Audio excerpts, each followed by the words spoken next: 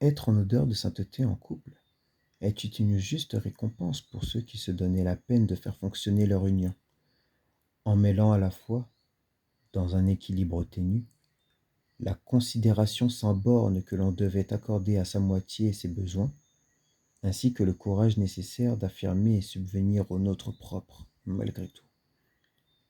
Bienheureux seraient ceux qui, suivant les enseignements d'Héra, rendraient leur conjoint sincèrement heureux sans pour autant s'oublier, créant ainsi une complémentarité parfaite par laquelle ils se verraient couvrir par la déesse, car satisfaite, et pour enjoindre ces mystes à maintenir leurs efforts, d'une aura au parfum de grenade, son fruit favori.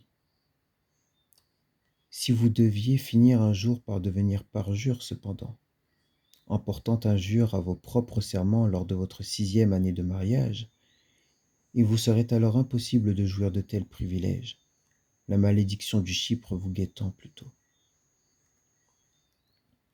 Un beau soir, une forte mais agréable odeur de terres et de bois moussus s'inviterait subrepticement dans votre nez, vous appelant à l'éveil. Si agréable en fait, veloutée et apaisante, que vous vous sentiez doucement succomber de nouveau à la somnolence.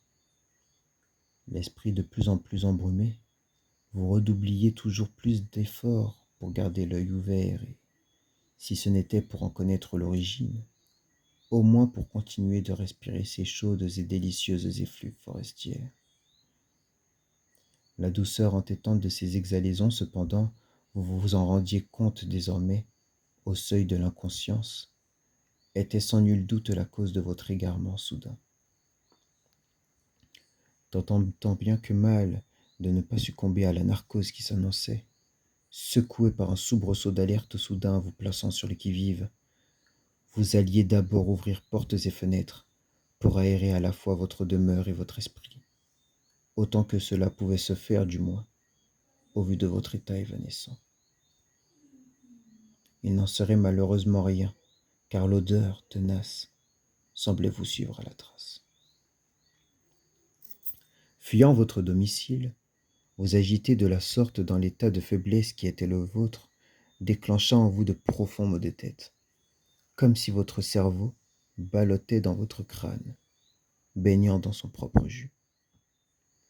Votre respiration s'accentua sous l'impulsion de vos gesticulations égarées. Votre corps s'embrasa et, gagné par la fièvre, votre vue devint trouble à son tour.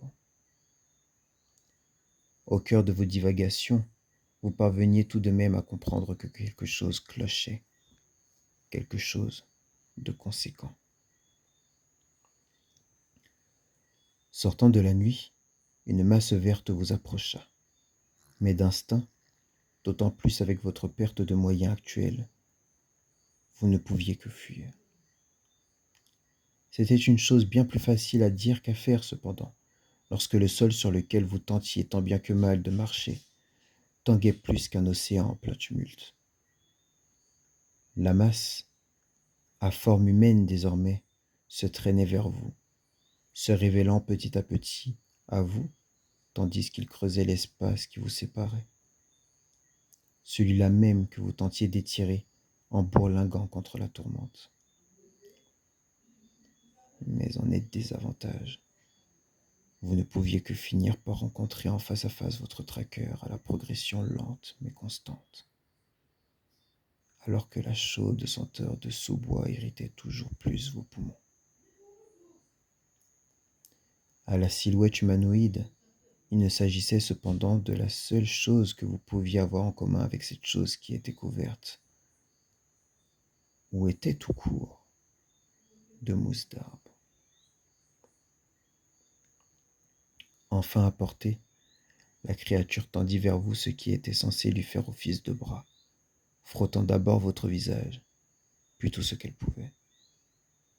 Si la sensation n'était que simplement désagréable au départ, les choses dégénérèrent bien assez vite. Pris par une atroce sensation de démangeaison, cloquant et rougissant presque instantanément votre peau par plaques épaisses, l'envie de se gratter qu'elle déclencha en vous fut si féroce qu'en quelques secondes, vous vous retrouviez à griffer votre chair à vif. La peau de votre visage avait fini par abdiquer face aux assauts déraisonnés de vos ongles ensanglantés que vous ne pouviez plus contrôler. Vous écroulant au sol de souffrance sans toutefois parvenir à vous arrêter, vos ongles continuèrent à s'abîmer sur votre peau jusqu'à s'arracher littéralement de vos doigts. Occupé que vous étiez à subir cette étrange situation entre la réaction allergique extrême et l'effondrement maniaque de votre esprit, jamais vous n'auriez pu remarquer la masse mousse s'allonger sur vous. Rendu incapable de respirer, non pas par son poids dérisoire, mais pour sa fragrance singulière de terres et de bois, loin de vous endormir désormais, vos poumons vous donnèrent l'impression que vous respiriez des millions de petites aiguilles. Cette sensation de respirer littéralement du feu n'était cependant pas suffisante pour vous ôter cette envie hystérique de vous gratter de partout jusqu'au sang, accentuée encore plus par l'étreinte de la mousse humaine. Lorsque vos ongles inévitablement ne purent plus remplir dûment leur office, ce fut au tour de vos dents de prendre le relais, mordant voracement à même votre propre chair, mâchant et arrachant, dans l'espoir illusoire de faire disparaître ces funestes irritations. Puis, parce que certaines parties de votre corps n'étaient pas à leur portée, c'est en frottant agressivement votre corps au sol que vous tentiez de vous soulager.